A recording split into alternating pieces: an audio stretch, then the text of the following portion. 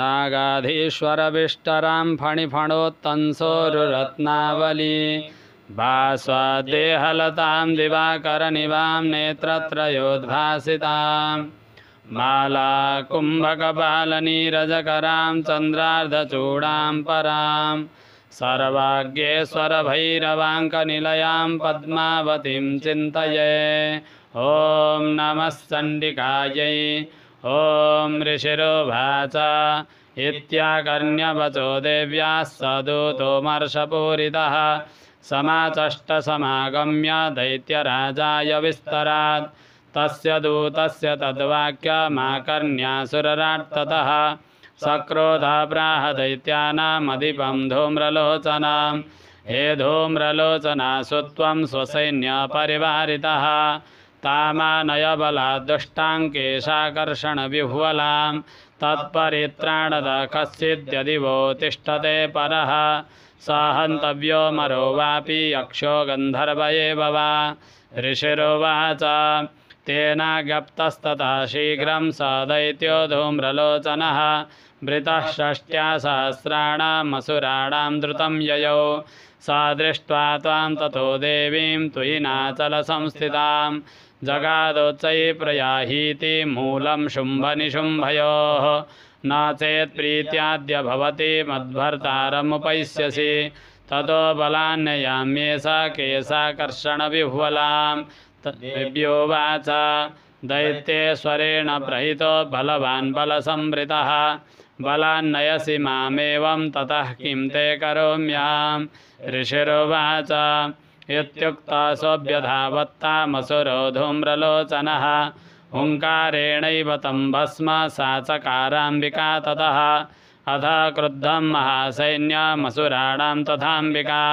ववर्षा सायकैतीक्ष्णैस्तथा शक्तिपरस्वदैः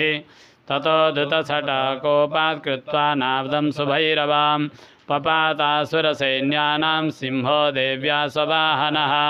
काश्चित् करप्रहारेण दैत्यानास्येन चापरान् आक्रम्य चाधरेणान्यान् स जघान महासुरान् केषाञ्चित् पाटयामास नखैः कोष्ठानि केसरी तथा तलप्रहारेण शिरांसि कृतवान् पृथक् विच्छिन्नबाहुः शिरसः कृतास्तेन तथा परे पपौ चारुधिरं कोष्ठादन्येषां धृतकेसरः क्षणेन तद्बलं सर्वं क्षयं नीतं महात्मना तेन केसरिणा देव्या वाहनेनातिकोपिना श्रुत्वा तमसुरं देव्या निहतं धूम्रलोचनां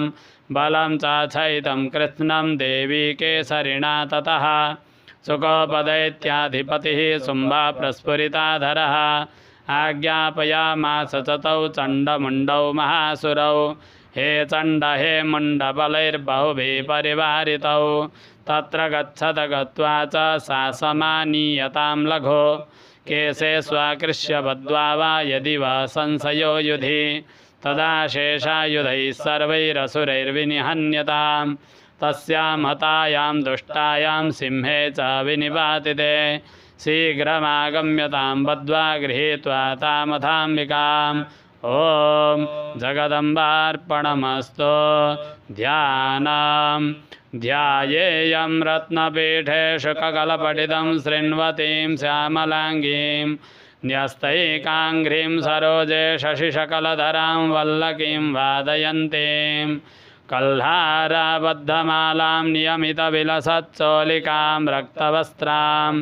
मातङ्गीं शङ्खपात्रां मधुरमधुमदां चित्रकोद्भासिबालाम् ॐ नमः चण्डिकायै। ॐ ऋषिरुवाच आज्ञप्तास्ते ततो दैत्याः चण्डमुण्डपुरोगमाः चतुरङ्गबलोपेता ययुरभ्युद्यतायुधाः